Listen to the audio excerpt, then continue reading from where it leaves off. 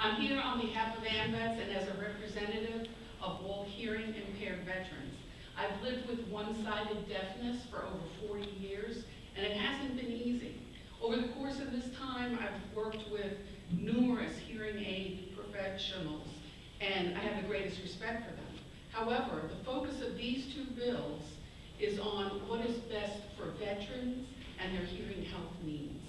The simple goal of the legislation is improving and increasing veteran access to hearing health services and thereby their quality of life.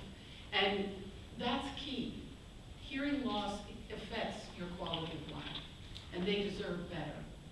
AMVETS believes that the only factor of importance in considering this legislation should be whether or not it benefits veterans, and we're convinced that it will.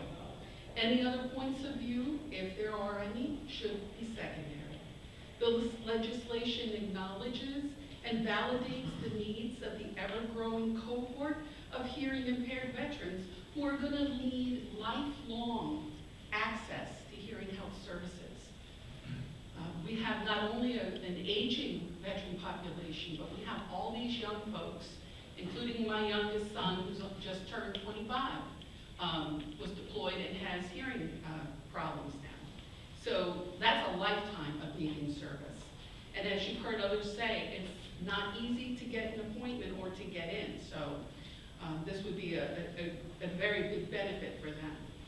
And since not every hearing-related problem requires the expertise of a physician or an audiologist, then economically, it just makes sense that we use somebody other than those professionals to do more routine and mundane types of services for veterans.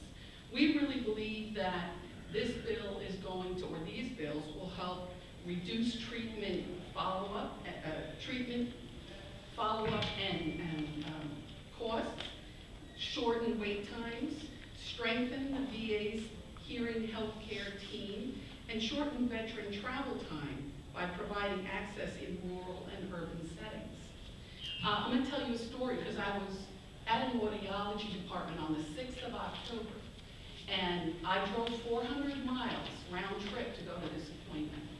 And while I was waiting, a very elderly and frail veteran sort of hobbled in with his walker, walked up to the counter, and said to the person behind the desk that he wanted to get his hearing aids adjusted. And the gentleman behind the desk said, well, we don't have anybody available. You'll have to come back. And this poor little old man said, you mean I drove 30 miles for nothing? And the person behind the desk said, well, would you like to leave your hearing aids behind to have them adjusted? Which of course doesn't really make sense because you have to be there if your hearing aids are being adjusted. But anyway, wisely, the old man said that he couldn't hear anything without them, so he would wait and come back again. But that was such a simple thing, and yet this elderly veteran made a trip for nothing. So that's just a perfect example. There's really no justifiable reason that veterans should have to wait days or weeks for any routine hearing healthcare services, especially simple hearing aid adjustments and other mundane maintenance activities. AMVETS calls on all of your bosses to put veterans first by voting to support this important